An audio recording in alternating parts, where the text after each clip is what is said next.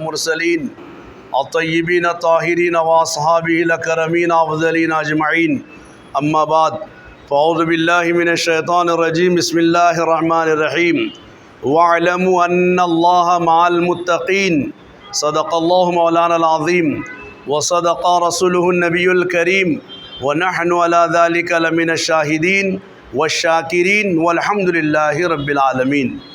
نگاہ ولی میں وہ تاثیر دیکھی، بدلتی ہزاروں کی تقدیر دیکھی۔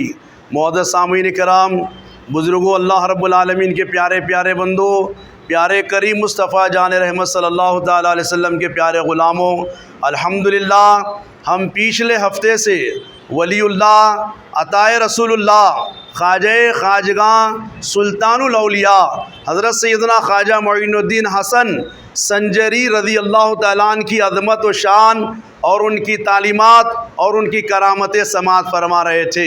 عزیزان گرامی، اسی سلسلے کو آگے بڑھاتے ہوئے صرف آپ کے 7 یا 8 منٹ لوں گا انشاءاللہ۔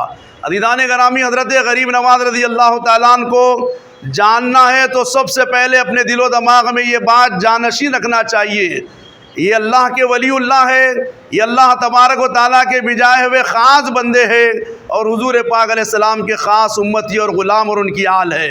عزیزان گرامی، غریب نواز رضی اللہ تعالیٰ عنہ ہندوستان خود نہیں آئے، پیارے نبی سید عالم صلی اللہ تعالیٰ علیہ وسلم انہیں ہندوستان عطا فرمائے۔ یہاں کا مقدس جگمگانے کے لیے غریب نواز کو حضور اپنی تعلیمات سے آراستہ فرما کر غریب نواز کو ہندوستان میں روانہ فرمائے۔ غریب نواز ہندوستان آئے تو کیا لے کے آئے؟ حضور پاک صاحب الاولاق صلی اللہ تعالیٰ علیہ وسلم کی نورانی تعلیمات اور آقا علیہ السلام کے معجزات کا کچھ حصہ ولی اللہ بن کر لے کر ہندوستان میں تشریف لائے۔ المختصر یہ کہ عزیزان گرامی، پچھلے ہفتے ہم نے سماعت فرمایا کہ غریب نواز کن کن راستوں سے دہلی تشریف لائے۔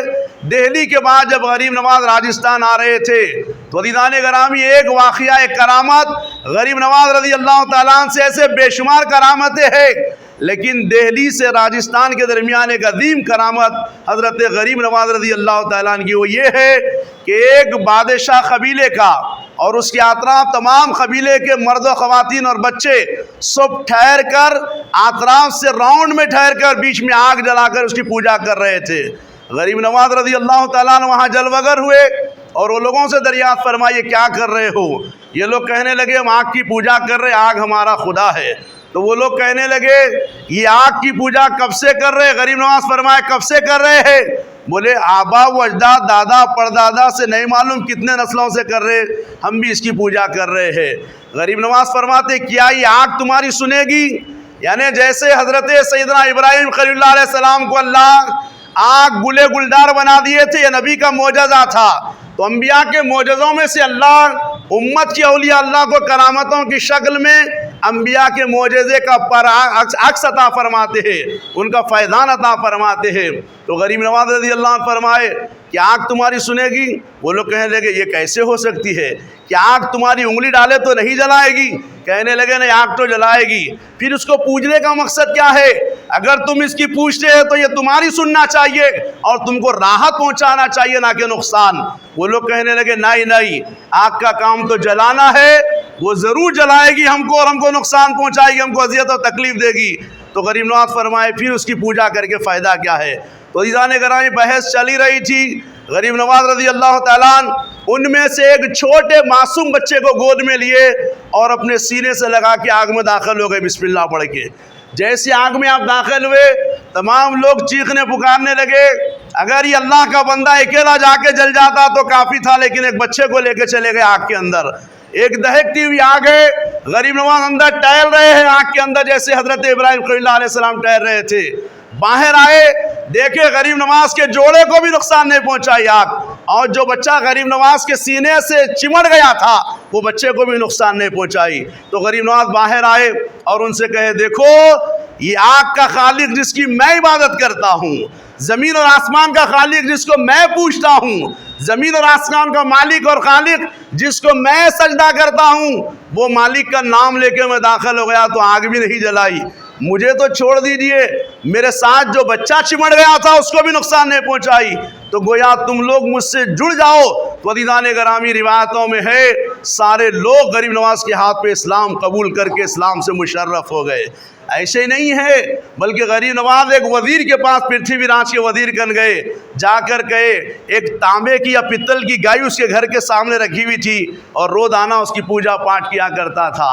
تو عزیزان گرامی غریب نواز رضی اللہ عنہ قریب گئے، دستک دیے، وزیر آیا، کیونکہ حضور کی تعلیمات لے کے اولیاء اللہ گھر تک پہنچ گئے، حضور کی نورانی تعلیمات لے کے امر بالمعروف نہی عن المنکر لے کے مخلوق خدا کے گھروں تک پہنچ گئے، وزراء کے گھروں تک پہنچ گئے، بادشاہوں کے درباروں تک پہنچ گئے، جہاں پہ لوگ جن سے بات کرنے کے بارے میں سوچتے تھے اولیاء اللہ اور علماء حق ان کی ڈھیلیز پہ پہنچ گئے، ان کے درباروں میں پہنچ گئے اور بے بانگے دہل کلمہ طیبہ کو بلند فرمائے۔